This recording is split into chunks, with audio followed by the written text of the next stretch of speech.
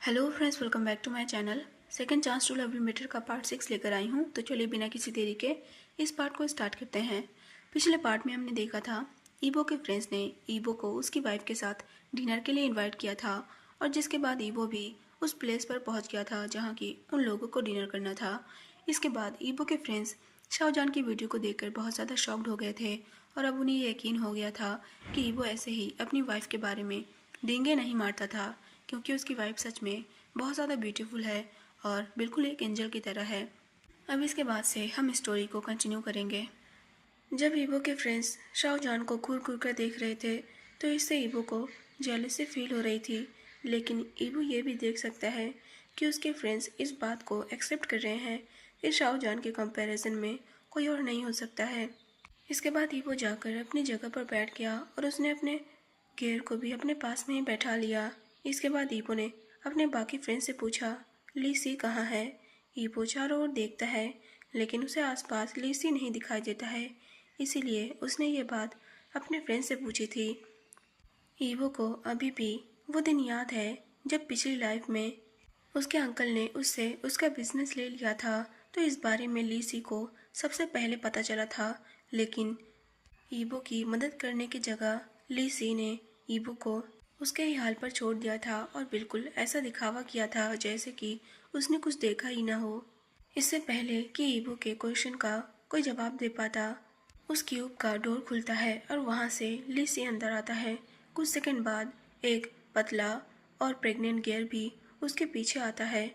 इसके बाद लीसी अपने प्लेस पर बैठते हुए अपने बाकी फ्रेंड्स से कहता है, मुझे माफ़ करना दोस्तों, मैं थोड़ा लेट हो गया।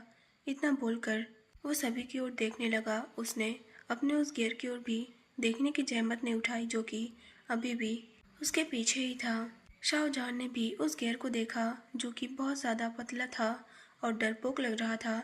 साथ में उसकी बॉडी में जख्में बहुत ज़्यादा थे और उसका पेट भी बहुत बड़ा था। इसका यही मतलब था कि वो प्रेग्नेंट था। लीसी ने अपने सभी फ्रेंड्स की ओर देखा जो कि उसके गियर की ओर देख रहे थे, लेकिन जब उसका गियर यह देखता है कि उसके लिए वहाँ पर कोई चेयर नहीं है तो इससे गियर का फेस उदास हो गया। इसके बाद लीसी ने अपने गियर के ऊपर चिल्लाते हुए कहा, तुम वहाँ खड़े होकर क्या कर रहे हो? क्या तुम जानबूझकर ऐसा बिहेव कर रहे हो ताकि मैं अपने फ्रेंड्स के सामने शर्मिंदा फील करूँ? लीसी के चिल्लाने से जान डर से कांपने लगा।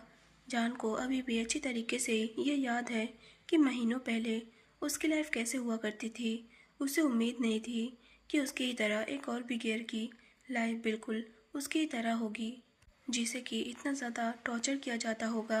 और ये गियर तो प्रेग्नेंट भी है जिसका हस्बैंड बिल्कुल भी उसकी परवाह नहीं कर रहा है। दूसरी ओर वांग यीबो ने भी शाओजान का रिएक्शन देखा और वो भी ये समझ गया कि शाओजान इस टाइम क्या सोच रहा होगा। इसके बाद वांग यीबो ने लीसी से कहा, लीसी, यहाँ पर अनवांटेड प्रॉब्लम क्रिएट करने की ज़रूरत नहीं है। अगर यहाँ पर सीट नहीं है तो मैं फ़ोन करके सीट ऑर्डर कर देता हूँ। इतना बोलकर यीबो ने अपने पॉकेट से फ़ोन बाहर निकाला। इससे पहले कि वो कॉल कर पाता उसने लीसी की बातें सुनी। लीसी ने कहा, वो एक बेकार गियर है और वो मेरी सेवा करने के लिए यहीं पर अपने घुटनों के बल बैठ सकता है। तुम्हें उस गियर नामक बेकार क्रिएचर के बारे में इतना ज़्यादा वरिड होने की ज़रूरत नहीं है। ईवो, जो कि अब लीसी के मुंह से ये बातें नहीं सुन पा रहा था, इसलिए ईवो ने गुस्से में चिल्लाते हुए कहा, लीसी, तुम बहुत ज़्यादा बोल रहे हो। ईवो के चिल्लाने से लीसी ने एक बार ईवो की ओर देखा और एक बार शाओजान की ओर देखा। इसके बाद उसने टॉन्ट मारते हुए कहा, तुम भी पहले मेरी ही तरह हुआ करते थे, गियर से नफरत करते थे, लेकिन अब तुम गिल्टी होने का दिखावा कर रहे हो। मेरी मानो तो ये दिखावा बंद कर दो, क्योंकि मुझे पता है कि ये सब एक नाटक है। लीसी की बातें सुनकर ईवो का गला अपने ही वर्ड्स पर अटक गया। वो जानता है कि कुछ महीने पहले वो भी ऐसे ही हुआ करता था। वो भी गियर से नफरत करता था और उन्हें चीप निगाहों से देखता था। उसके लिए गियर्स बस एक कचरा थे जो कि इस दुनिया में लोगों की गुलामी करने के लिए पैदा हुए थे, और अगर कोई उन्हें कुछ ऑर्डर करता है तो गियर्स को वो करना ही होता है। वांग यीबो का पहले यही मानना था। इसके बाद यीबो ने शाओजान की ओर देखा जिसने कि ऑलरेडी ही अपना सिर नीचे कर लिया था। ईबो पहले ही घबराया हुआ था। उसे नहीं पता कि उसका गियर लीसी की बातों से क्या सोच रहा होगा।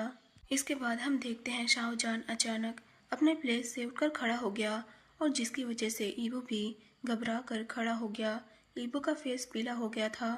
उसे डर था कि कहीं शाहजहान कुछ ऐसा फैसला न कर ले जिसकी वजह से ईबो को पूरी लाइफ टाइम पछताना पड़े।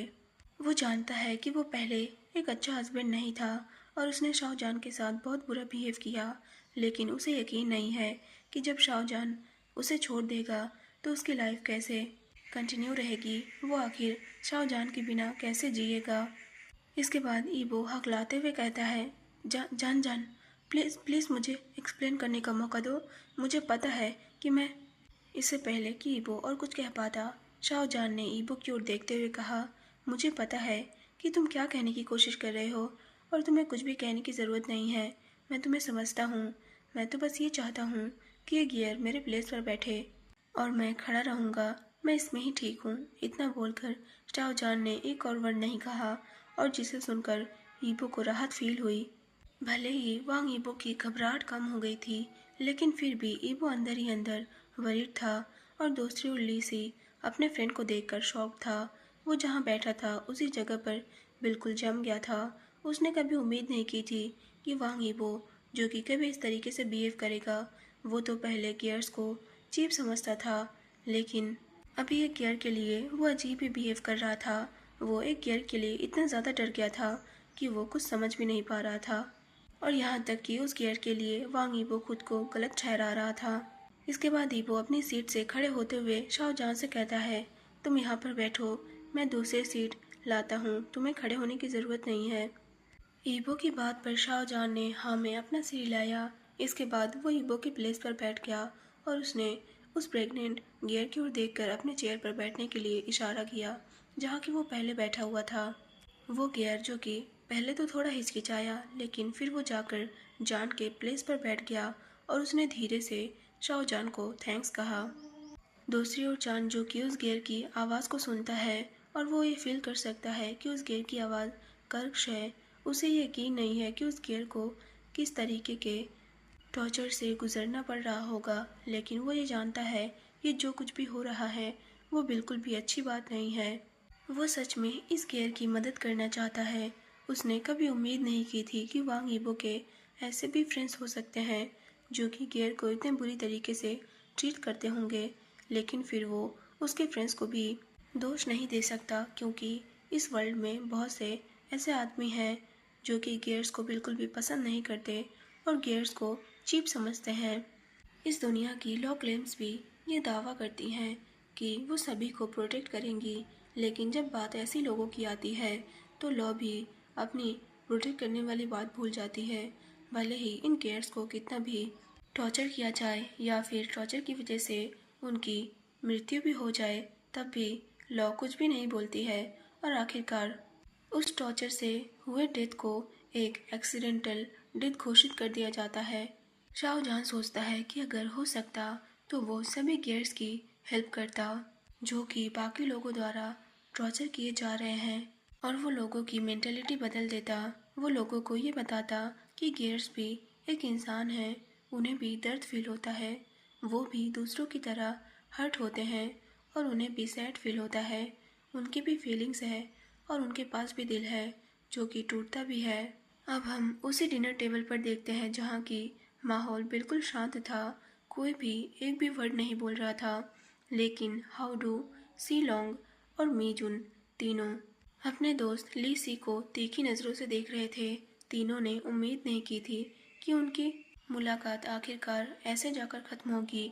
ली सी के आने से पहले सब कुछ कितना ज़्यादा ठीक था, लेकिन अब देखो सारे लोग कैसे शांत बैठे हैं। इसके बाद मीजून ने कहा, ये सब तुम्हारी गलती है लीसी। काश कि तुम ईबो की तरह अच्छे होते। तुमने एक पीसफुल एनवायरनमेंट को बिल्कुल डिस्ट्रॉय कर दिया है।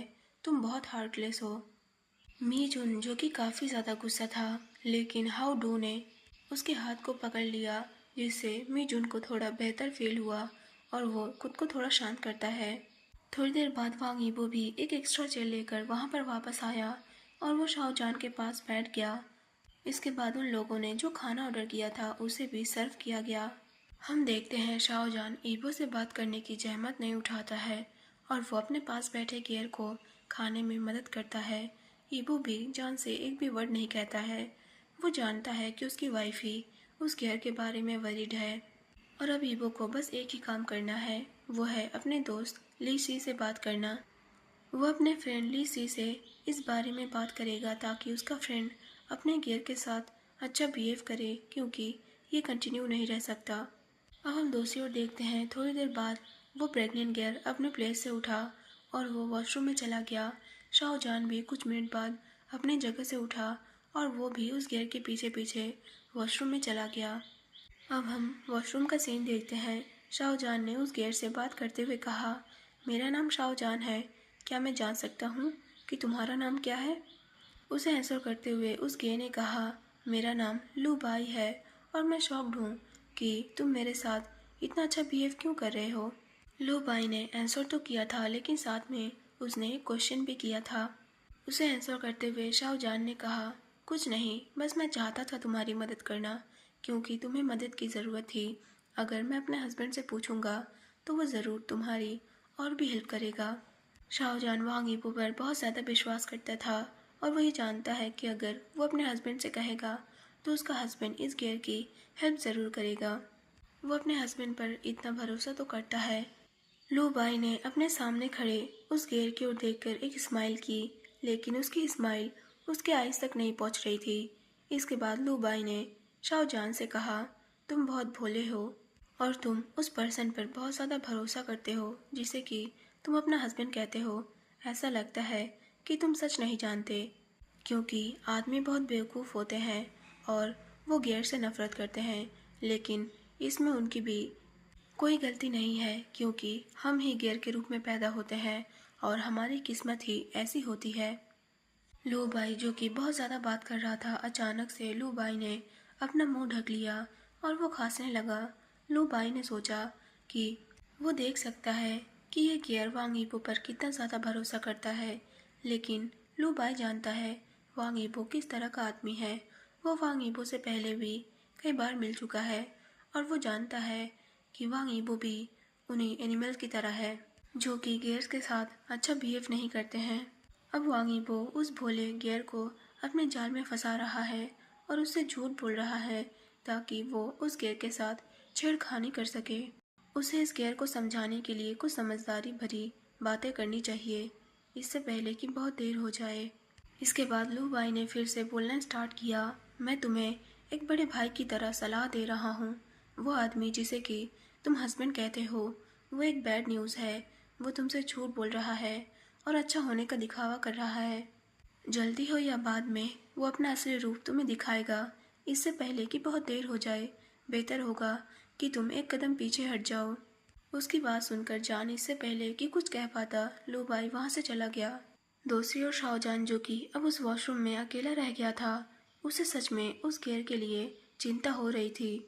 वो उस गेयर की मदद करना चाहता है, लेकिन ऐसा लगता है कि वो गेयर उसके हस्बैंड के ऊपर भरोसा नहीं करता है। वो जानता है कि वो पहले भयानक हुआ करता था, लेकिन कई महीने बीत गए हैं और वांग यीबो अभी भी अच्छा बिहेव कर रहा है और उसकी रिस्पेक्ट करता है।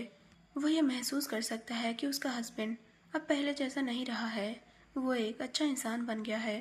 अब हम दूसरी ओर देखते हैं, जैसे ही लू बाई और शाओजान वॉशरूम के लिए गए, वांग यीबो ने लेसी का हाथ पकड़ा और वो उसे लेकर एक दूसरे क्यूब में चला गया। क्यूब के डोर को अंदर से बंद करते हुए वांग यीबो ने ली की ओर देखा। इसके बाद ली ने वांग यीबो से पूछा, वांग यीबो, तुम मुझे यहाँ क्यों लाए हो? क्या तुम मुझे ये बताना चाहते हो कि मैं कितना ज़्यादा बुरा हूँ, या फिर तुम मुझे डांटना चाहते हो कि मैं अपने गेयर के साथ कितना ज़्यादा बुरा बिहेव कर रहा हूँ, जिसकी वजह से तुम्हारा प्यारा गेयर भी डर गया है? मैं सच में क्यूरियस हूँ वांग यीबो कि तुम अचानक से इतना ज़्यादा कैसे बदल गए।